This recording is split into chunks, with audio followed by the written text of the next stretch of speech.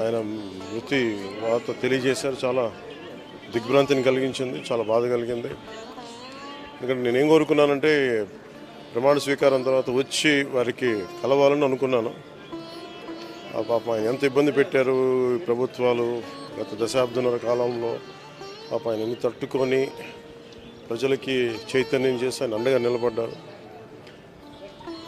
ఒక మహోన్నతమైన వ్యక్తి. ఇప్పుడు ఆంధ్రప్రదేశ్లో కానీ భారతదేశంలో ఎక్కడైనా సరే, ముఖ్యంగా ఆంధ్రప్రదేశ్ తెలంగాణకు సంబంధించి తెలుగు రాష్ట్రాల్లో ఏ జర్నలిస్ట్ ఉన్నా అది ఈనాడు స్కూల్ ఆఫ్ జర్నలిజం నుంచి వచ్చే రూట్స్ దానికి ఉంటాయి. అలాంటి కొన్ని వేలాది మంది జర్నలిస్టులని తెలుగు రాష్ట్రాలకు అందించిన మహానుభావులు. అలాగే తెలుగు చిత్ర పరిశ్రమకు సంబంధించి కూడా ఈరోజు ఇంత ఇన్ఫ్రాస్ట్రక్చర్ ఇక్కడ డెవలప్ చేశారంటే అది హైదరాబాద్లో ఎంత అద్భుతంగా తెలుగు చిత్ర పరిశ్రమ ఉందంటే ఆయన కాంట్రిబ్యూషన్ చెప్పలేము. ఇలాంటి చేస్తున్న వ్యక్తి